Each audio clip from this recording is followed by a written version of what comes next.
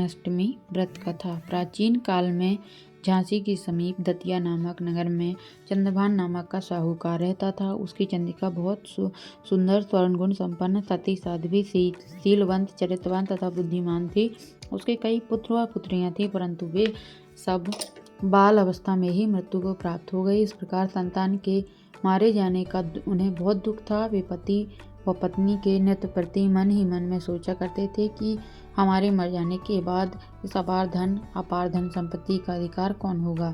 एक दिन उन दोनों ने निश्चय कर लिया कि इस समस्त धन संपत्ति को त्याग कर कहीं वन चलकर भजन करें। ऐसा विचार करके दोनों अपना सब घर द्वार ईश्वर भरोसे पर छोड़कर जंगल को चल दिए। जब चलते चलते थक जाते तो कुछ ठहर कर विश्राम करते और फिर चल पड़ते। इस प्रकार चलते चलते वे दोनों प्राणी मद्रिका आश्रम के समीप शीतल कुंड पर जा पहुँचे। वहाँ पहुँचकर उन दोनों ने खान पान आदि सब त्याग दिया और निराहार अपने प्राणों को त्याग देने का निश्चय कर लिया। इसी तरह बिना आहार और जल पान के जब 7 दिन व्यतीत कर दिए, तब 7वें दिन आकाशवाणी हुई कि तुम दोनों प्राणी अपने प्राण मत त्यागो। यह बस दुख तुम्हें तुम्हारे पूर्व पापों से भोगना पड़ा है।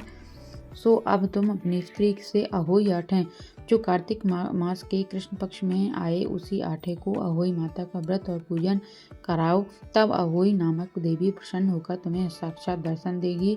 तब तुम उससे अपने पुत्रों की दीर्घायु मांग लेना और व्रत के दिन तुम रात्रि को राधा कुंड में स्नान करना।